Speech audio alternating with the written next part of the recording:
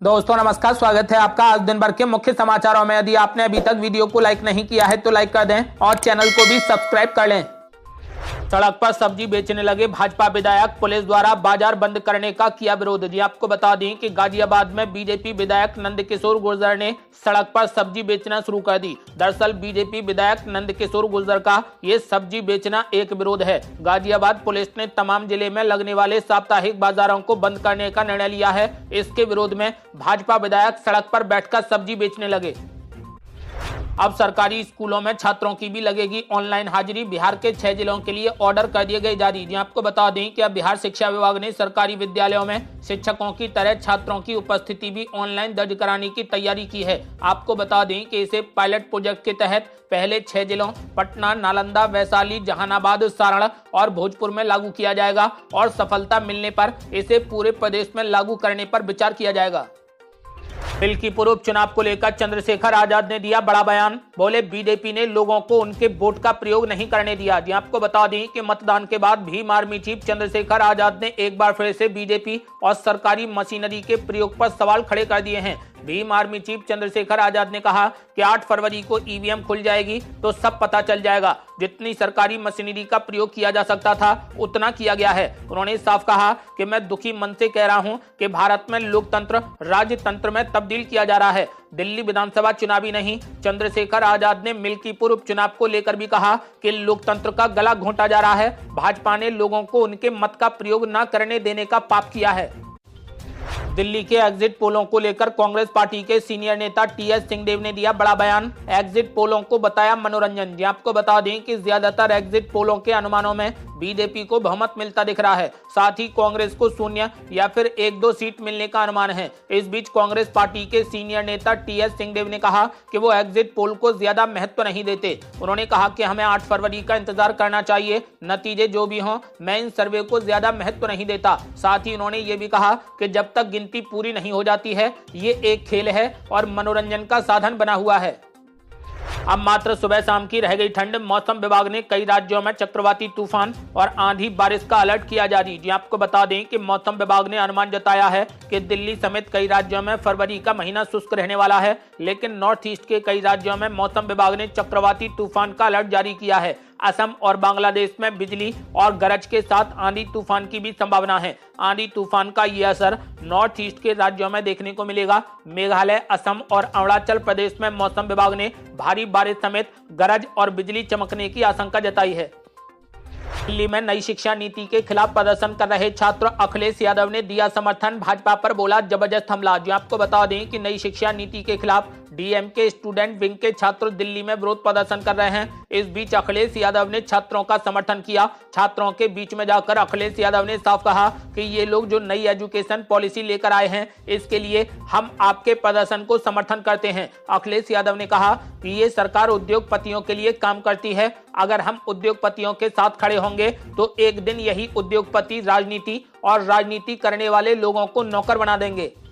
महाकुंभ में हुई भगदड़ को लेकर पंडित धीरेन्द्र शास्त्री ने अपने मोक्ष वाले बयान पर दी सफाई। बोले मेरा मतलब वो नहीं था जो लोगों ने समझा। जी आपको बता दें कि पंडित धीरेन्द्र शास्त्री ने अपने मोक्ष वाले बयान पर सफाई दी। उन्होंने साफ कहा कि उनके बयान को गलत तरीके से समझा गया। पंडित धीरेन्द्र शास्त्री ने कहा कि मुझे इस बात का बहुत दुख है और हृदय में पीड़ा है। उसको लोगों ने जिस तरीके से समझा है, मेरा मतलब वो नहीं था। उन्होंने कहा कि राजनेता अपना अपना काम कर रहे हैं। सनातन राजनीति का अड्डा नहीं है, हिंदुत्व राजनीति का अड्डा नहीं है। उन्होंने कहा कि महाकुंभ राजनीति का बयानबाजी का अड्डा नहीं है, सब और सिर पर टिप्पणी करने का अड्डा नहीं है। ये तो आस्था का अड्डा है, भरोसे का अड्डा है और संगम का अड्डा है। कथावाचक देवकीनंदन ठाकुर ने पीएम मोदी को बताया सच्चा सनातनी और जया बच्चन के बयान पर साधा निशाना। जी आपको बता दें कि कथावाचक देवकीनंदन ठाकुर ने प्रधानमंत्री नरेंद्र मोदी की सराहना की। उन्होंने प्रधानमंत्री नरेंद्र मोदी के महाकुंभ स्नान को गर्व की बात बताया। देवकीनंदन ठाकुर ने कहा कि प्रधानमंत्री नरेंद्र मोदी सिर्फ देश के नेता नहीं बल्कि एक सच्चे सनातनी भी हैं। उन्होंने साफ कहा कि पीएम नरेंद्र मोदी का त्रिवेणी संगम में डुबकी लगाना ये दर्शाता है कि वो न केवल सनातन संस्कृति को मानते हैं बल्कि उसके प्रचार प्रसार और रक्षा के लिए भी प्रतिबद्ध हैं। उन्होंने ये भी कहा कि जब 100 करोड़ सनातनी एक साथ हैं तो उनके नेता का भी उनकी आस्था में विश्वास होना चाहिए। आपको बता दें कि समाजवादी पार्टी की नेता जया बच्चन के हालिया बयान पर प्रतिक्रिया देते हुए देवकीनंदन ठाकुर ने कहा कि मैं किसी का नाम नहीं लेना चाहता, लेकिन यदि विपक्ष के नेताओं के पास में गंगा को शुद्ध करने का कोई वैज्ञानिक उपाय है तो वे इसे करके दिखाएं, हम इसके लिए भी तैयार हैं। देवकीनंदन ठाकुर ने कहा कि सनातन संस्कृति पर सवाल उठाने वालों को पहले इसकी गहराई और महत्व को समझना चाहिए, उसके बाद सवाल उठाने चाहिए।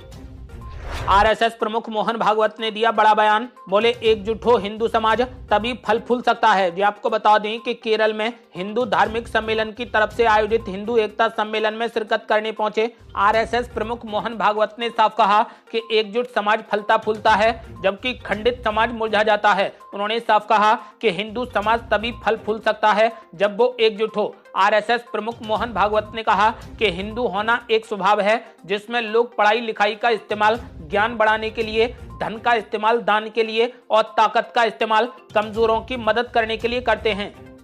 आखिर मुख्यमंत्री के रूप में किसे देखना चाहती है दिल्ली की जनता? एग्जिट पोल में सामने आए चौंकाने वाले नाम। जी आपको बता दें कि राजधानी दिल्ली में विधानसभा चुनाव के लिए वोटिंग खत्म हो गई है। अब 8 फरवरी को विधानसभा चुनाव के नतीजे घोषित होंगे। दिल्ली में आम आदमी पार्टी अपने मुख्यमंत्री के चेहरे का पहले ही ऐलान कर चुकी है। आम आदमी पार्टी का साफ कहना है कि अगर आम आदमी पार्टी सत्ता में आती है तो अरविंद केजरीवाल ही मुख्यमंत्री होंगे। वहीं बीजेपी की तरफ से अभी तक मुख्यमंत्री चेहरे का ऐलान नहीं किया गया है। इसी तरह कांग्रेस पार्टी ने भी अपने मुख्यमंत्री का ऐलान नहीं किया है। वहीं दिल्ली की जनता के मूड पर नजर डाली जाए तो एक्सिस माई इंडिया के सर्वे के मुताबिक सबसे ज्यादा 33% लोग ये चाहते हैं कि केजरीवाल एक बार फिर दिल्ली के मुख्यमंत्री बने, तो वहीं 13% लोग प्रवेश वर्मा को दिल्ली का मुख्यमंत्री बनते देखना चाहते हैं, जबकि 3% लोगों का ये मानना है कि आतिशी ही दिल्ली की मुख्यमंत्री बनी रहें। आपका क्या मानना है? इस बार दिल्ली का मुख्यमंत्री कौन होना चाहिए? अपनी राय हमें वीडियो लाइक कर कमेंट बॉक्स में जरूर दें। अमेरिका द्वारा अवैध प्रवासियों को भारत भेजने पर भड़क गए अखिलेश यादव, बोले विश्व गुरु का दावा करने वाले आखिर मौन क्यों हैं? जी आपको बता दें कि अमेरिका से प्रवासी भारतीयों को निर्वासित किए जाने का मुद्दा इन दिनों बेहद गरमाया हुआ है। इसी मुद्दे पर विपक्षी दल सरकार पर लगातार हमलावर हैं। इस बीच अखिलेश यादव ने सरकार से कई सवाल पूछ डाले। अखिलेश यादव ने कहा कि सवाल ये भी है कि विश्व गुरु होने का दावा करने वाले आखिर अभी तक मौन क्यों हो गए। आपको बता दें कि अखिलेश यादव ने कहा कि सवाल ये भी है कि हमारा विदेश मंत्रालय क्या कर रहा है। सवाल ये भी है कि महिलाओं और बच्चों को इन अपमानजनक परिस्थितियों से बचाने के लिए आखिर हमारी सरकार ने क्या किया है। आज राज्यसभा में पीएम नरेंद्र मोदी ने गिनाई सरकार की उपलब्धियां, विपक्ष पर बोला जबरदस्त हमला। जो आपको बता दें कि आज पीएम नरेंद्र मोदी ने राज्यसभा में राष्ट्रपति के अभिभाषण पर धन्यवाद प्रस्ताव पर चर्चा के दौरान कहा कि सबका साथ सबका विकास उनकी सरकार का मूल मंत्र रहा है, जबकि कांग्रेस पार्टी का मूल मंत्र परिवार फर्स्ट रहा है। पीएम मोदी ने कहा कि कांग्रेस पार्टी ने राजनीति का एक ऐसा मॉडल तैयार किया जिससे झूठ, फरेब, भ्रष्टाचार, परिवारवाद और तुष्टीकरण का घालमेल था। प्रधानमंत्री नरेंद्र मोदी ने कहा कि वो बड़े गर्व के साथ में ये कहते हैं कि 5-6 दशकों तक लोगों के पास में वैकल्पिक मॉडल नहीं था, लेकिन 2014 के बाद देश को एक नया मॉडल देखने को मिला जो तुष्टीकरण पर आधारित नहीं है बल्कि संतुष्टीकरण पर आधारित है। पीएम मोदी ने कहा कि कांग्रेस पार्टी ने लोगों को बेवकूफ बनाकर अपनी राजनीति चलाई है।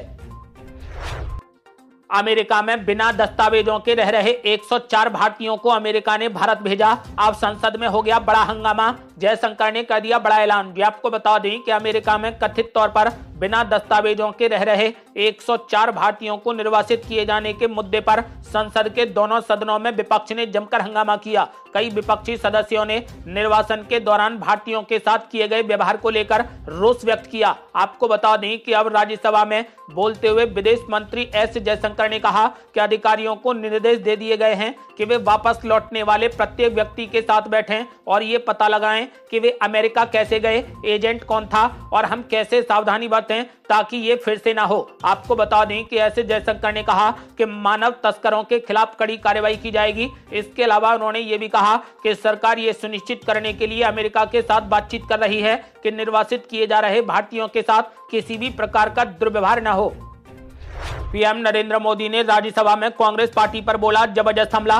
बोले सबका साथ सबका विकास कांग्रेस की समझ से भी बाहर है। जी आपको बता दें कि पीएम मोदी ने राज्यसभा में अपना भाषण देते हुए कांग्रेस पार्टी पर एक के बाद एक कई हमले किए। प्रधानमंत्री नरेंद्र मोदी ने कांग्रेस पर निशाना साधते हुए कहा कि कांग्रेस से सबका साथ सबका विकास को लेकर कोई अपेक्षा करना बहुत बड़ी गलती है। कांग्रेस से सबका साथ सबका विकास संभव नहीं है। सबका साथ सबका विकास कांग्रेस की समझ से भी बाहर है और उनके रोड मैप में भी सूट नहीं करता है, क्योंकि कांग्रेस पार्टी जैसा इतना बड़ा दल केवल एक परिवार तक सीमित है और उसे ही समर्पित हो गया है। आज के लिए बस इतना ही। कल फिर जुड़ते हैं कुछ बड़ी खबरों के साथ। तब तक के लिए नमस्कार।